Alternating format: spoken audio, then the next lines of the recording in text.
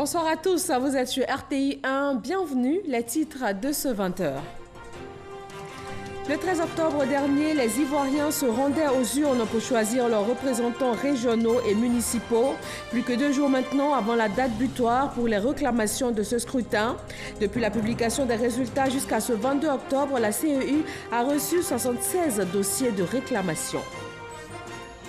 57% de candidats admis au brevet de technicien supérieur BTS 2018. Les résultats ont été proclamés aujourd'hui par le ministre de l'Enseignement supérieur et de la Recherche scientifique, Albert Mabritois-Keus. Plus de 25 000 candidats sont admis sur les 44 000 qui se sont présentés. Dans le domaine agricole, 27 pays producteurs de caoutchouc naturel, des industriels, des chercheurs se sont réunis à Abidjan pour la 37e conférence mondiale de caoutchouc naturel. Ils planchent sur la durabilité de la filière en prenant en compte la problématique de la préservation de l'environnement. Au Cameroun, le président Paul Biya, officiellement réélu pour un 7e mandat, une victoire écrasante sur fond de protestation des candidats de l'opposition. Merci de suivre RTI 1 ce lundi 22 octobre. Au Cameroun, le président Paul Biya a été réélu. Il prend la tête du pays pour un 7e mandat. Il a obtenu 71,28% des suffrages. Paul Biya a été vainqueur dans 9 régions sur 10. Et nous vous proposons un télégramme officiel de la présidence de la République à ce propos. Monsieur le Président et chers frères, votre réélection à la magistrature suprême de votre pays m'offre l'agréable occasion d'adresser à votre Excellence, au nom du peuple et du gouvernement ivoirien, ainsi qu'en mon nom propre, mes très vives et chaleureuses félicitations. En vous renouvelant sa confiance pour un nouveau mandat, le peuple camerounais réaffirme sa volonté de vous voir poursuivre l'œuvre de paix et de progrès économique et social entamée dans votre pays. En cette heureuse circonstance, il me plaît de former des vœux choisis et renouvelés de santé et de réussite pour votre Excellence, ainsi que ceux de paix et de prospérité pour le peuple frère du Cameroun. Je voudrais réitérer ma disponibilité à œuvrer de concert avec votre Excellence au raffermissement ainsi qu'à la diversification des liens de fraternité et aussi de coopération qui unissent si heureusement nos deux pays et nos deux peuples. Haute et fraternelle considération, c'est signé Alassane Ouattara, président de la République de Côte d'Ivoire. Et sur le sol ivoirien, 9 jours après le vote, la date butoir pour les réclamations à l'issue des élections municipales et régionales est fixée au mercredi 24 octobre prochain, soit dans 2 jours. De la publication officielle des résultats à ce jour, la Commission électorale indépendante a reçu 63 dossiers de réclamation pour les municipales et 16 pour les régionales. Moussa Konaté. Fini les élections, l'heure est aux réclamations. Des réclamations qui ont débuté depuis le dimanche 14 octobre pour ceux des candidats dont les résultats ont été donnés au lendemain du scrutin du 13 octobre. La contestation de ces résultats prend fin le lundi 22 octobre. Pour les résultats proclamés le lundi 15 octobre, le délai de contestation expire le mardi 23 octobre. Enfin, ceux dont les résultats ont été proclamés le mardi 16 octobre, ils ont jusqu'au mercredi 24 octobre pour faire des réclamations. À ce jour, la Commission électorale indépendante enregistre 63 dossiers pour les municipales et 16 pour les régionales. Les dossiers de réclamation doivent être produits en 10 exemplaires et déposés au siège de la CEI à Abidjan tous les jours ouvrables de 8h à 20h. Là, les réclamations ne sont pas encore ouvertes. Les candidats au brevet de technicien supérieur BTS 2018 viennent à peine de connaître leurs résultats. 57% de taux d'admission pour cette année contre 71% en 2017. 25 027 candidats sont admis sur les 44 069 qui se sont présentés. Sephora Zegui et Serge Coléa. Ils étaient 44 069 candidats en lice pour le brevet des techniciens supérieurs BTS session 2018. 25 027 ont été déclarés admis ce lundi matin, soit plus de la moitié des candidats présents à l'examen. 44 069 étaient présents effectivement à l'occasion des différentes épreuves. Nous sommes heureux d'annoncer donc 25 027 candidats sont admissibles Ces admissibles sont répartis entre les filières industrielles et tertiaires, donc à raison de 6 479 admissibles pour les filières industrielles, soit un taux de réussite pour les filières industrielles de 52%. Et pour les filières tertiaires, il s'agit de 18 548 admissibles, soit un taux de réussite de 59%. Je voudrais relever que les dispositifs de contrôle et de vérification mis en place, notamment l'apport du numérique pour l'organisation des épreuves, ont permis d'assurer la fiabilité des différentes étapes du processus de l'examen et donc de garantir la crédibilité des présents résultats. Au niveau du genre, les filles viennent en tête avec 53% de taux de réussite contre 47% chez les garçons. Pour cette session 2018, un taux de réussite global de 57% contre 71% en 2017. Une régression qui s'explique. La première des explications, cette année, il n'y a pas eu de repêchage. Et si on ramène aux chiffres de l'année passée, sans faire de repêchage, les résultats sont donc aux alentours de 59. Donc on peut dire que c'est quasiment la même chose. Les candidats disposent de 3 jours à compter du mardi 23 octobre pour introduire leurs réclamations. Cette année, une innovation est introduite dans le processus de réclamation. Donc ils vont se connecter sur la plateforme sur laquelle ils ont pris leurs résultats. On ne peut faire une réclamation que, pour un total qui ne correspond pas à l'ensemble des notes qui sont sur les relevés. 2, un coefficient d'une matière qui ne correspond pas au coefficient qui a été mis sur le relevé. Et une note qui dit que l'élève a été absent, donc 1-0, alors que l'élève sait qu'il s'est présenté à l'examen. Voici les 3 éléments qui peuvent influencer un réexamen pour voir si l'étudiant peut être admis. Les résultats du brevet des techniciens supérieurs 2018 sont disponibles depuis ce lundi 22 octobre à 12 h sur le site internet www.examenbts.net. Dans le domaine agricole, les acteurs de la chaîne de production de l'EVA planchent sur l'avenir de leur filière, sa durabilité et sa contribution au développement socio-économique du pays tout en tenant compte de la préservation de l'environnement. La 37e conférence mondiale de caoutchouc naturel s'est ouverte ce matin. Noël Niagno. Premier producteur africain et 7e au plan mondial de l'EVA, la Côte d'Ivoire concentre pour la 2e fois ici à Abidjan tout le gotha de la chaîne des valeurs du caoutchouc naturel. Cela au moment où les cours sont au plus bas après les pics de 2012, 2013 et 2014 avec comme corollaire la difficile vente des fonds de tasse pour les producteurs ivoiriens. Mais, comme le dit Latisse, quand c'est dur, seuls les durs avancent. La Promac, le FIRCAC et le CNRA, le TSC gagnant de l'EVA-culture en Côte d'Ivoire, veut avancer et relever ainsi de nouveaux défis. Le premier défi, le défi de la durabilité. Comment cultiver l'EVA dans un espace concurrentiel géographique avec le cacao, avec le café, avec le palmier à huile. L'autre défi important qui va être discuté, c'est le défi du marché mondial et des perspectives. Le marché mondial est contrôlé essentiellement par la pneumatique.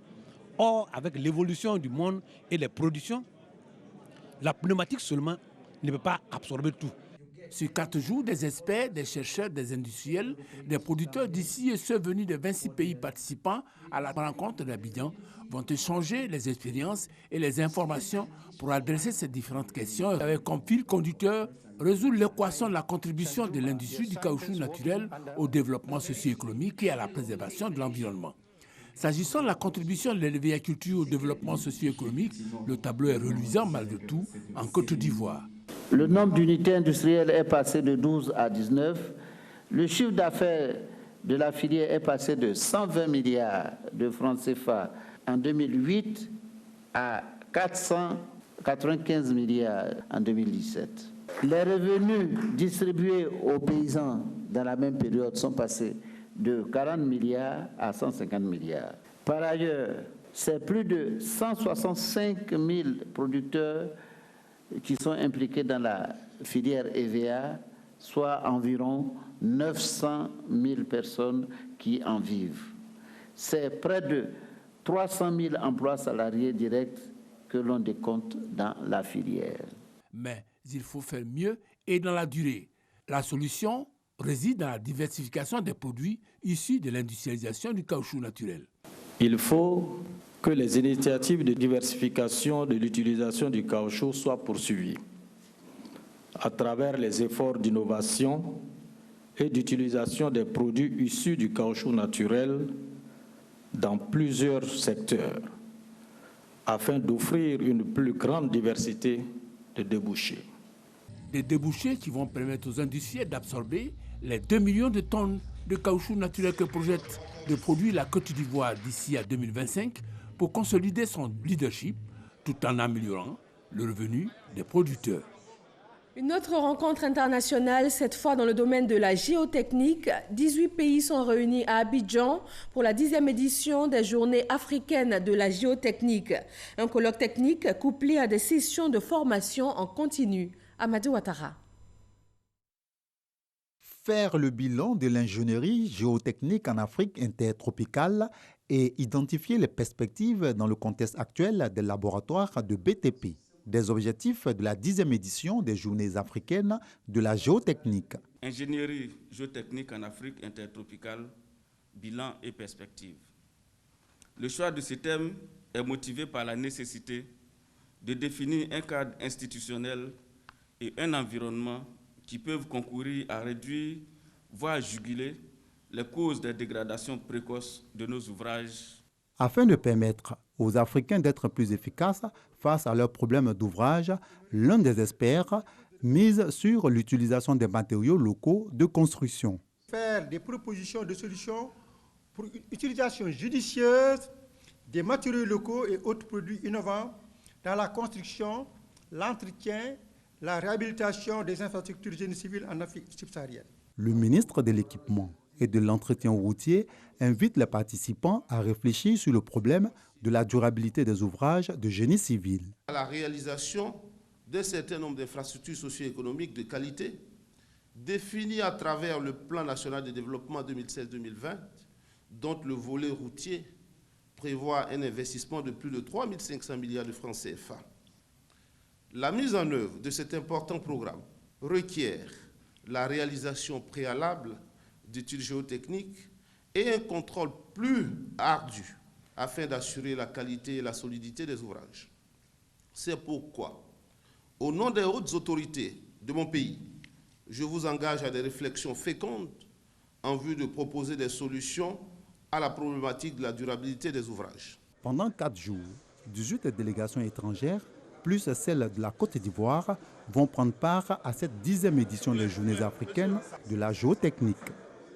Et dans ce domaine d'études pratiques, la qualité est déterminante. C'est aussi le cas dans de nombreux secteurs d'activité, d'où l'ouverture ce lundi des Journées nationales de la qualité. Il est essentiellement question de l'augmentation du nombre d'entreprises certifiées afin de favoriser l'accès des produits ruraux made in Côte d'Ivoire au marché régional. Francis Boifo.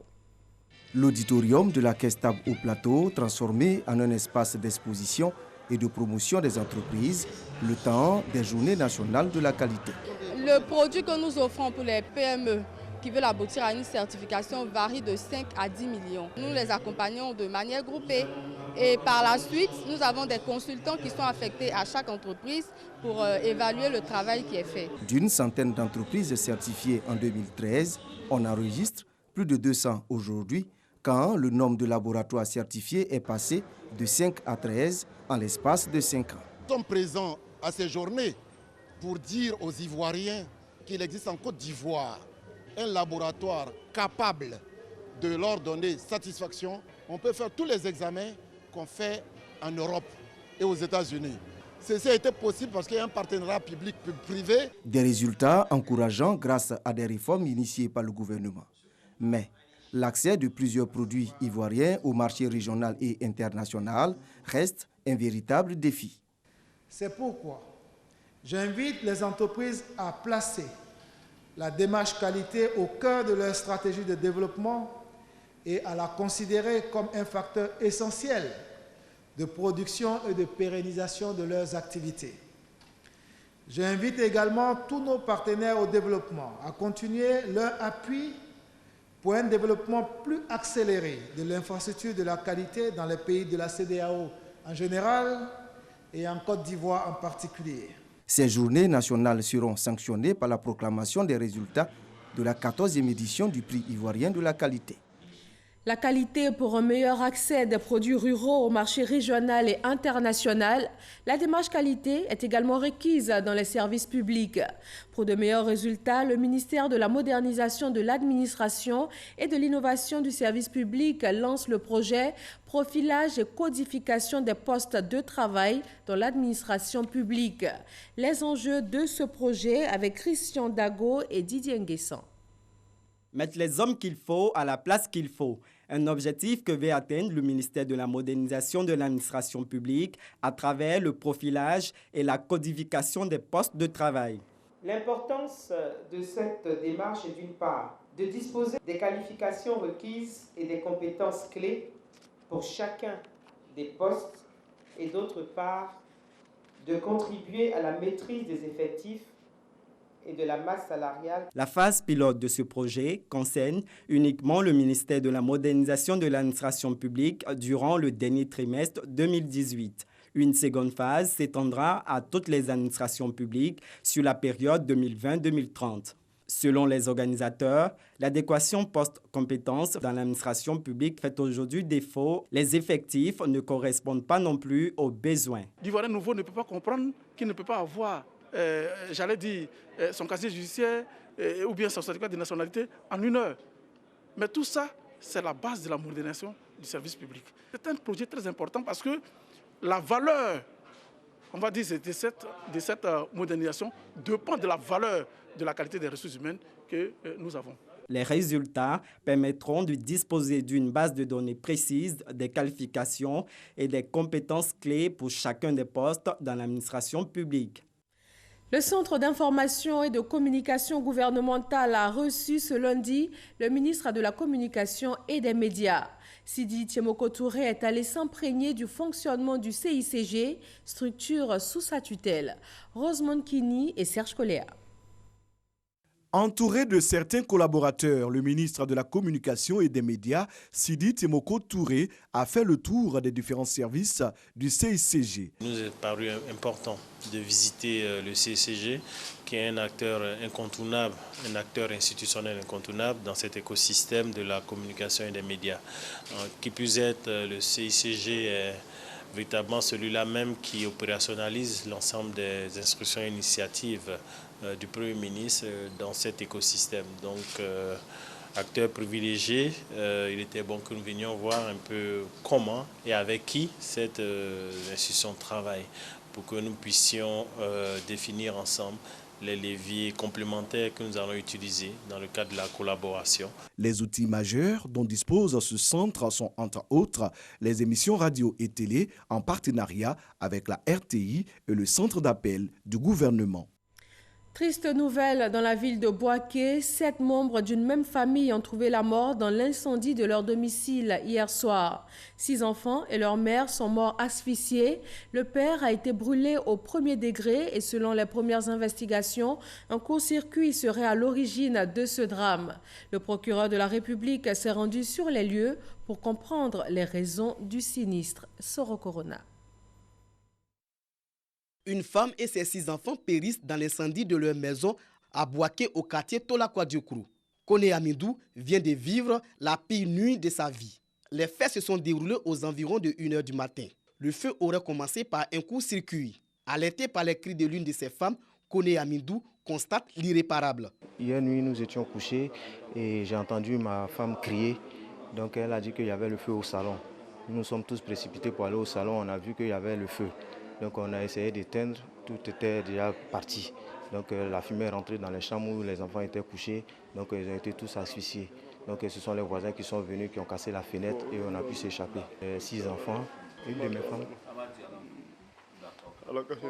Sur les 10 membres de la maisonnée, seulement 3 personnes dont le père ont été épargnées grâce aux voisins. Dans la nuit du dimanche à lundi, vers 1h30 du matin, on a entendu des cris de détresse en provenance de notre voisin. Au départ, on a cru que c'était des voleurs, donc on s'est préparé en conséquence pour venir à son secours. Et lorsque nous sommes arrivés sur les lieux, on a compris que c'était un incendie qui s'était déclenché dans la maison. Donc on a tenté de casser la porte, on n'a pas pu. Moi-même, je suis allé chercher une hache, on a pu casser la fenêtre et on a pu sauver 3 personnes. Le monsieur, sa femme et un de ses enfants. Kone Amindou, sa deuxième femme et son nouveau-né de 4 mois ont été admis au CHU de Bouaké pour des soins intensifs. Le malade, je pense qu'il est hors de danger.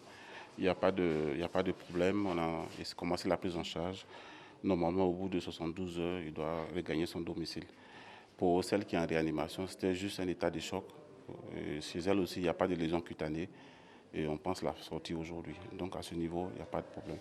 Donc les rescapés sont hors de danger. Informé, le procureur de la République de Bouaké s'est rendu sur le lieu et au CHU de Bouaké pour se rendre compte des circonstances du drame. Dans la nuit d'hier, aux environs de 1h du matin, il y a eu un incendie dans ce quartier et le bilan est lourd. Il m'a fait connaître qu'il y a eu pratiquement 7 morts. Parmi les morts là, l'âge varie entre 4 mois à 7 ans. Donc immédiatement, j'ai rendu compte à la hiérarchie. Je me suis transporté sur les lieux, ensemble avec le commissaire, pour chercher à comprendre l'origine de l'incendie et puis ouvrir l'enquête comme il se doit. Kone Amindou est commerçant, père de 8 enfants. Il se retrouve aujourd'hui avec le premier et le dernier fils. Du 29 au 30 octobre prochain, la Côte d'Ivoire va faire l'état des lieux des pesticides utilisés sur son sol. La quantité commercialisée légalement est estimée à environ 22 000 tonnes par an. Les premières journées scientifiques sur les pesticides vont permettre une meilleure gestion de ces produits qui peuvent être nocifs pour l'homme. Grâce Kando. Les pesticides synthétiques sont souvent utilisés dans le domaine de l'hygiène publique, la santé animale et l'agriculture. Cependant, l'utilisation de ces produits obsolètes, c'est-à-dire frauduleux ou périmés, constitue un danger pour l'homme et l'environnement. Pour mettre l'accent sur la promotion des biopesticides, des journées scientifiques sont prévues les 29 et 30 octobre prochains. Une des premières solutions, c'est les alternatives. Comment faire en sorte qu'on puisse arriver à diminuer l'usage des pesticides chimiques. On peut se tourner vers les éléments biologiques, c'est-à-dire les pesticides d'origine biologique, et on peut aussi envisager les bonnes pratiques d'usage des pesticides. Nous nous sommes engagés, nous en tant que presse, à accompagner ce programme très important du gouvernement. Notre accompagnement va consister à relayer l'information auprès de nos communautés, à leur expliquer la nécessité de s'inscrire dans ce programme-là, dans la mesure où ces pesticides obsolètes-là constituent un véritable danger pour nos populations. Ces 2 jours de rencontre qui réuniront experts du domaine, chercheurs et partenaires, permettront de faire l'état des lieux des pesticides en Côte d'Ivoire. Sur les 6 000 dépôts qui étaient à identifier selon le planning, nous avons déjà couvert 2500 dépôts visités. Nous avons enregistré la base de données concernant toutes les caractéristiques des pesticides dans ces dépôts. Nous sommes en train de passer à une deuxième phase. C'est la phase qui va consister à l'identification des pesticides obsolètes, c'est-à-dire ceux qui sont frauduleux, périmés, interdits, qui se trouvent dans ces magasins, et ce qui va nous amener tout de suite à faire le transport de ces pesticides obsolètes et les emmener sur des sites sécurisés. Usage des pesticides dans le maraîchage, sécurité sanitaire des aliments et réduction des pesticides agricoles en Afrique. Autant de sujets qui seront abordés au cours de ces journées scientifiques. La population de Loworo, près de Boundiali, utilise elles aussi des pesticides. Mais ce qui fait aujourd'hui l'actualité dans ce quartier est l'inauguration de la toute nouvelle pompe hydraulique. Elle fonctionne à l'énergie solaire et va donner aux riverains un accès à l'eau potable en quantité suffisante. L'infrastructure a été inaugurée par le Fonds national de la solidarité, qui l'a financée à hauteur de 25 millions de nos francs. Moussa Konaté. Nous, on va chercher l'eau au bord du barrage pour venir préparer. Souvent, tu vas faire 2 jours, 3 jours, tu n'as pas l'eau. Ces inquiétudes, des lointains souvenirs pour la population de Loworo, un village de la commune de Boundiali. La localité vient d'être dotée d'une pompe hydraulique à motricité solaire. Ainsi, les habitants auront désormais de l'eau potable à portée de main. En procédant à l'inauguration de l'infrastructure, la ministre de la Solidarité, de la Cohésion sociale et de la lutte contre la pauvreté, Maria Toukone, a invité les populations à en faire bon usage. Je souhaiterais, à la suite de monsieur le préfet, que vous puissiez mettre en place un comité de gestion de l'eau. Parce qu'aujourd'hui, on vous donne l'eau avec des infrastructures. Si vous n'entretenez pas, ce n'est pas bien. La pompe hydraulique à motricité solaire, entièrement financée par le Fonds national de la solidarité, d'un coût total de 25 millions de francs CFA, a une capacité de 10 000 litres d'eau. Elle est une véritable bouffée d'oxygène pour les bénéficiaires. C'est quand il y a l'eau près de toi, tu fais ton ménage vite. Si on parle l'eau, il faut te lever à 4 h du matin, aller au bas. Et puis, on marche pour aller. Peut-être tu vas monter si on ne sait pas ou tu ne sais pas. Nous sommes très contents. Cette cérémonie d'inauguration a enregistré la présence du préfet de la région de la Bagoué, Gombagui Gueye-Georges, et de plusieurs cadres de la région. Ils ont tous encouragé la population à mettre en place des comités pour une bonne gestion de l'ouvrage. Dans le domaine de la culture, le mariage entre l'art et la solidarité donne une exposition à la saveur toute particulière. Une toile pour sauver un enfant est un événement artistique qui réunit une cinquantaine d'artistes venus de plusieurs pays d'Afrique. Ils se sont tous engagés pour une meilleure prise en charge de l'enfance en difficulté. Une autre note triste dans ce journal, Marcel Gossio, ex-directeur général du port autonome d'Abidjan, vice-président du FPI, est décédé hier dimanche des suites d'un arrêt cardiaque. Depuis son retour d'exil en 2014, il n'a eu de cesse de prôner le dialogue avec le gouvernement. Olivier Iriebi et Michel Digré. La mort a encore frappé la famille du Front populaire ivoirien. Au lendemain de l'inhumation du professeur Abondori Raymond, c'est Marcel Gossio qui tire sa révérence brutalement ce dimanche suite à un malaise. À sa résidence, sa famille biologique est encore sous le choc. Dans sa famille politique, c'est la consternation. On est avec la famille pour la soutenir devant ces épreuves douloureuses. On est en train d'organiser les premiers événements. C'est la tristesse que vous avez vu les gens. Personne ne comprend ce qui arrive. Et donc, paix à son âme, que son âme repose en paix. Encore une fois, la grande famille du Front populaire ivoirien est douloureusement éprouvée avec la brutale disparition du vice-président Gossio Marcel. C'est vraiment avec beaucoup de douleur, beaucoup de surprises, d'effroi même que nous avons appris la triste nouvelle de la mort de Gossio Marcel. On peut retenir de Gossio Marcel qu'il a été un homme engagé au Front populaire ivoirien. Il a accepté pour cela tous les sacrifices à cause de son engagement politique, à cause de ses convictions. Le 16 octobre dernier, le Front populaire ivoirien avait organisé une veillée funéraire en l'honneur de Abondori Raymond. C'était également la dernière apparition publique de Marcel Gossio. Il rendait alors un ultime hommage aux défunts. C'est un frère, c'est un ami, c'est un camarade que nous perdons. Et je ne vais pas aller au-delà parce que c'est difficile. Un peu plus. Difficile sera certainement cette séparation pour les parents, amis et compagnons de lutte de Marcel Gossio, vice-président du FPI. L'actualité internationale nous conduit aux Comores. Après une semaine d'affrontements entre l'armée et les rebelles, les tensions sont retombées.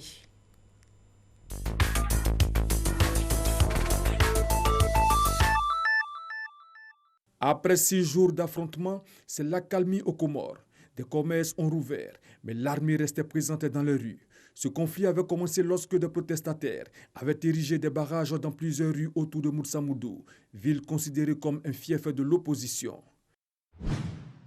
Les autorités mexicaines étaient parvenues à bloquer jeudi une caravane de plus de 4000 personnes sur un pont frontalier depuis la ville de Ciudad Hidalgo, dans le sud du Mexique. Mais dimanche, de nombreux migrants honduriens ont repris leur marche vers les États-Unis. Ils sont entrés illégalement dans le pays par le fleuve séparant le Mexique du Guatemala.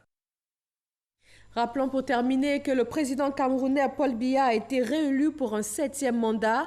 Le chef de l'État ivoirien, le président Alassane Ouattara, lui a adressé toutes ses félicitations et ses meilleurs vœux.